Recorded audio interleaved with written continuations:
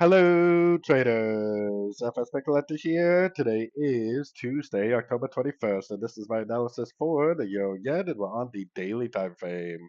So on the Euro Yen daily time frame, I actually think there's a better chance this is actually going to go all the way back up to these highs and maybe even beyond, mostly because of the way this move down looks, and that is not impulsive to me at all. It looks very, very corrective.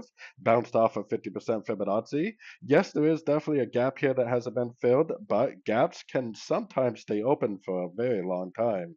So going all the way back down to the 1 hour time frame, I have my Fibonacci retracement on this whole move down right here, just in case this does decide to turn into like a three-way pattern up, like maybe a wave B or possibly a wave two. If it is either a wave B or a wave two, it would probably go to maybe to 61 because there's a lot of resistance and support there, maybe to 78%, and then it would turn down very hard. So if you see it make three waves up to a fib level and turn down very hard, then yes, you could try to become bearish again, maybe for either a wave three or a wave C. But based on my daily time frame, I think there's a chance it could just, not break structure at a fib level and it could just keep on pushing up. I think there's a good chance it might even go and retest these highs and maybe even go beyond.